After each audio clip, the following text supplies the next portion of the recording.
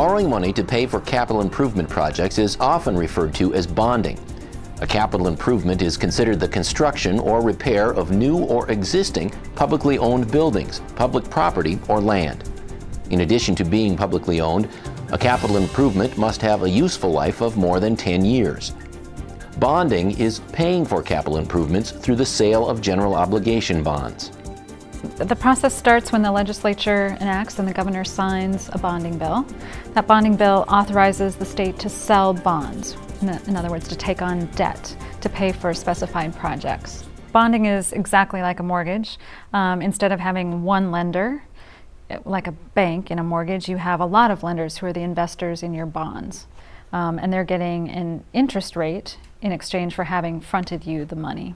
Determining which projects will be recommended as part of a bonding bill is the responsibility of legislative committees, where members may spend many hours reviewing numerous project requests.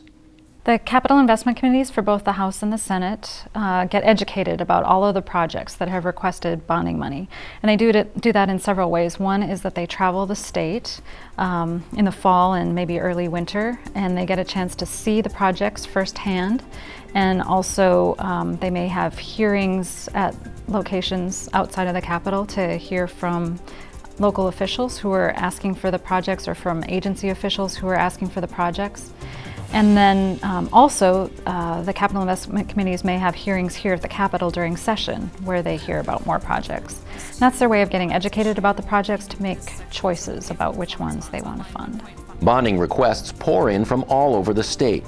Lawmakers do their best to whittle them down into a manageable and acceptable bonding bill, as was the case in 2012. There were over 300 project requests for over $3 billion, and less than $500 million was approved in the bonding bill. So half to two-thirds of the projects are not funded each year.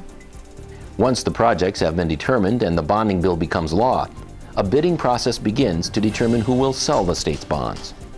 The Minnesota Management and Budget Office organizes an auction where underwriters bid to be the one to sell our bonds. And then the one that bids the lowest interest rate is the one who gets the contract to issue the bonds, and then they sell them to investors. So investors don't buy the bonds directly from the state, they buy them from underwriters. Typically, the legislature debates a bonding bill during the second year of each two-year legislative biennium.